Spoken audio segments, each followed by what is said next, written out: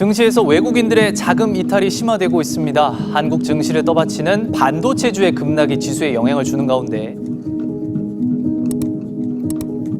안녕하세요. 주식 전업 투자자 주덕입니다. 오늘 원래 이렇게 촬영을 계획이 없었는데 시장이 여러분도 보셨으면 알겠지만 분위기가 심상치 않죠. 그래서 급하게 좀 영상을 찍게 됐습니다. 이런 시장 상황에서 힘들어하시는 분들 계실 거고 고민이 되는 분들 그런 분들이 많을 것 같아요. 여기서 제 생각을 좀 간단하게 정리를 해서 설명을 드리면서 조금이나마 대응이나 뭔가 마인드 컨트롤에 있어서 좀 도움이 되고자 제가 한번 정리하는 시간을 가져보도록 하겠습니다. 일단은 오늘 코스닥이 거의 3% 가까이 좀 하락을 했어요. 이렇게 빠지는 이유 중에 하나가 저번 주에 영상 올렸던 것 중에 이런 내용이 있었죠. 테이퍼링이 되면서 환차 손을 우려하는 외국인 투자자들이 좀 급하게 빠져나갈 수가 있다. 더불어서 이제 반도체에 대한 악재도 나왔었고요. 지금 그런 과정이 계속 지속이 되고 있어요. 지금 최근 계속 외국인들이 순매도를 하면서 자금이 계속 빠져나가고 있고 또 자금이 빠져나가는 그 과정에서 계속 환율이 올라가고 있습니다. 오늘도 환율이 1%가 올랐어요. 지금 현재 한 1177 정도가 됩니다. 좀만 더 오르면 거의 1200까지도 얼마 안 남은 상태예요. 그래서 이렇게 환율이 점점점 올라가는 추세라면은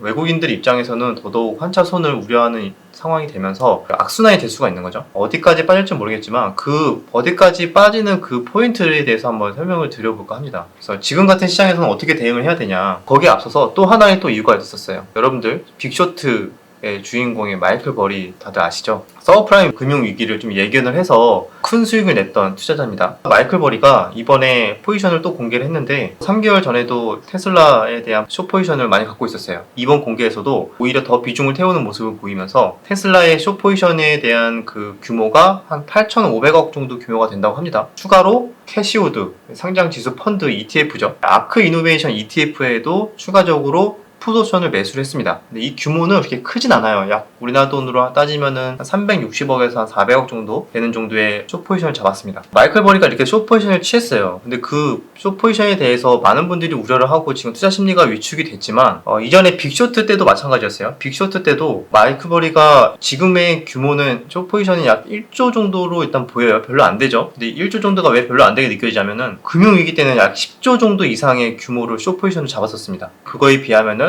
현재 강력하게 금융위기가 올 거다의 배팅은 아닌 것 같아요. 적어도 테슬라에 한해서 테슬라와 그다음에 기술주, 테크주에 한해서만 숏 포지션을 늘리고 있는 거라고 생각하시면 되고, 그러면은 우리나라 입장에서도 마찬가지죠. 기술주, 반도체주 위주로 지금 많이 빠지고 있지만 상대적으로 다른 뭐 금융주라던가 가치주 위주로는 그래도 수급이 충분히 이동할 수 있는 여지는 있다 정도로만 좀 해석을 할 것 같습니다. 왜냐면 시장 자체적으로 다 숏을 치는 게 아니기 때문에 마이클 버리도. 그리고 타이밍조차도 이 사람도 금융위기 때도 한 1년 반을 고생했어요. 숏을 치고 1년 반을 시장이 움직이지 않아서 손실이 엄청나게 커지면서 버텼던 그런 게 있었기 때문에 아무리 그런 거 시장 분석을 잘하는 사람도 그 타이밍이라는 건 맞추기 어렵습니다. 어찌됐든 지금 우리나라 시장도 그런 투자 심리가 안 좋아지는 거에 영향을 지금 제대로 받고 있죠. 여기서 대응 방법은 심플하게 나눠요. 일단은 단타를 치는 분들은 확실하게 지금은 자금이 쏠리는 종목에만 굉장히 몰리고 있는 시장이기 때문에 오전장 시간만 조금만 지나도 확실히 주도주가 여기다라는 걸 이제 볼 수가 있어요. 근데 그 주도주 안에서 거래대금이 터지는 종목 안에서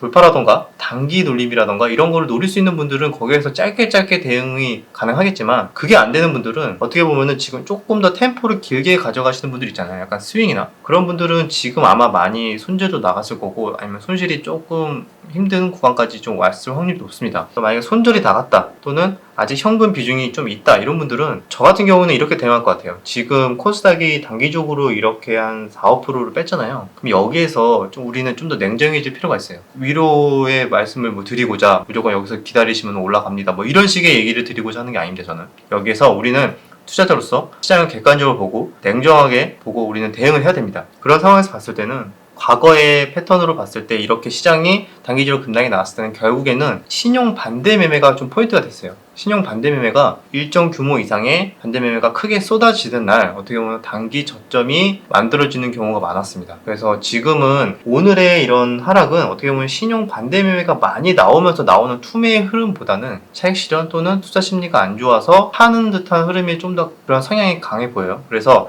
정말 신용 매매가 강하게 나오는 거는 아직 하루 이틀 정도 빠져준다면 아마 반대 매매가 더 나오지 않을까 생각을 하고 있어요. 신용에 대한 잔고를 보는 것도 있는데 그게 일단 뭐 하루 이틀 정도 딜레이가 되는 게 있어서 실시간으로 추정을 하기 좀 힘듭니다. 시장에 대한 지수의 흐름 이런 걸 보면서 어느 정도 예측을 할 수가 있어요. 정말 좀 이렇게 말하면 어렵죠. 그래서 어떤 흐름이 그러면 신용 반대 매매가 나오는 거냐? 흔히 말하는 우리가 느끼는 그런 투매 구간이라고 보시면 돼요. 종목에서도 갑자기 훅 빠질 때 있잖아요. 오후장에. 그렇게 투매가 나올 때 공포의 구간처럼 던질 때가 나와요. 지수도 신용 반대 매매가 크게 나올 때는 일시적으로 그런 투매의 구간이 나옵니다. 그때 이거 뭐지 하면서 너무 공포의 그런 감정을 느껴서 대부분 그때 투매에 동참하면서 지수 하락을 부추기는 그런 공포의 매도를 하는 분들이 되게 많습니다. 그런 신용 반대 매매가 나올 때 단기 저점을 만들고 기술적 반등 또한 그 구간에서 굉장히 강하게 나오기 때문에 지금 냉정하게 시장을 본다면 조만간 신용 반대 매매가 나올 수도 있다. 의 가능성의 시나리오를 두고 그럼 나는 여기서 어떻게 대응을 해야 될지 거기에만 초점을 맞춰야 되는 겁니다. 이미 손실이 커졌고 손절을 했던 거는 어쩔 수가 없어요. 이미 지나갔으니까 그거에 대해서는 지나간 거고 그러면 우리는 앞으로 어떻게 되는 거에 대해만 초점을 맞춰야 돼요. 여기서 손실 난 거를 좀 더 좋은 기회를 잡아서 위기를 기회를 만들어서 손실을 복구할 건지 수익으로 바꿀 건지 아니면은 손실 최소화하는 전략으로 비중 조절이라든가 포트폴리오 바꿀지에 대해서 이제는 우리가 준비를 해야 되는 구간인 것 같아요. 시장은 확실하게 이제 어려운 구간으로 돌아섰다. 여기서 급반등이 나오더라도 일단 기술적인 반등일 확률이 높아서 여기에서는 확실하게 보수적으로 여러분들이 이제 대응을 해야 되는 구간인 것 같습니다. 다들 힘드시겠지만 여기에서 정신 차리지 못한다면은 아마 손실이 점점 누적이 될 확률이 높아지고요. 내동 매매로 이어지면서 그때는 계좌가 복구하기 힘들어지는 순간까지도 갈 수도 있어요. 이런 시장은 정기적으로 계속 돌고 도니까요. 근데 정기적으로 돌고 도는 만큼 대응하는 방법도 같습니다. 주도주에서 오전장 매매만 하고 짧게 방망이 잡고 비중 조절하고요.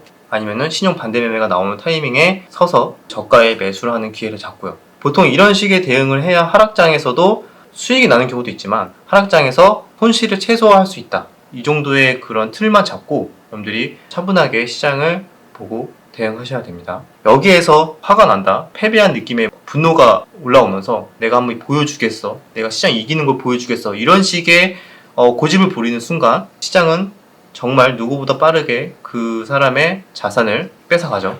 어느 순간 자산이 다 녹아져 있는 것들을 느낄 수가 있습니다. 그래서 여기에서 항상 여러분들 조심하시고 보수적인 대응하시면서 좋은 종목은 차분하게 기다렸다가 저점 매수하시고 이런 식의 대응을 하셔야 될 것 같아요. 자, 여기까지 일단 시장 분위기가 많이 안 좋음에도 불구하고 어떻게든 신법이든 대응 전략이든 좀 도움이 되었으면 좋겠습니다.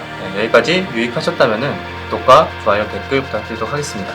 그럼 다음 영상에서 뵙겠습니다.